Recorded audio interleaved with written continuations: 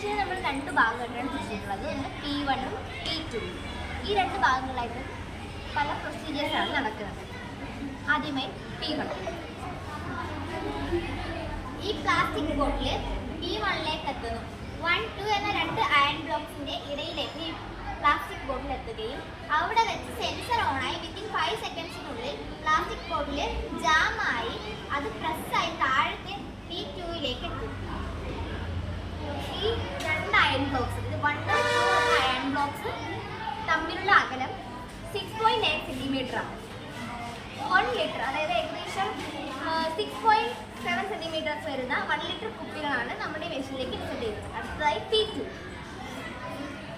P1ൽ നിന്ന് പൊടിഞ്ഞു വീഴുന്ന പ്രസ് ചെയ്തു വരുന്ന പ്ലാസ്റ്റിക് ബോട്ടിൽ P2യിലേക്ക് വീഴുന്നു.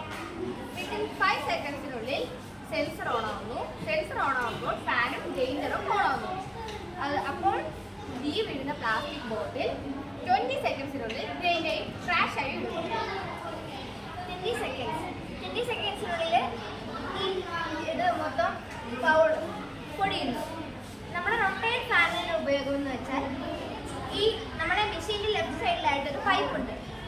ഈ ഫാൻ എതിർ ദിശയിലേക്ക് പോകുന്ന പൊടിയെ ലെഫ്റ്റ് സൈഡിലേക്ക് കൊണ്ടുവന്ന് ആ പൊടി ഈ പൈപ്പ് വഴി ഒരു ബൗളിലേക്ക് വീഴുന്നു. അങ്ങനെ നമുക്ക് നമ്മുടെ പൗഡർ ലഭിക്കുന്നു. ഈ പൗഡർ കൊണ്ടുള്ള ഉപയോഗം പെൻ ക്രാഫ്റ്റ്, ക്രാഫ്റ്റ് അങ്ങനെ പലതരത്തിലുള്ള ക്രാഫ്റ്റുകൾ ചെയ്യാൻ കുട്ടികൾക്ക് ഉപയോഗപ്പെടുന്നു.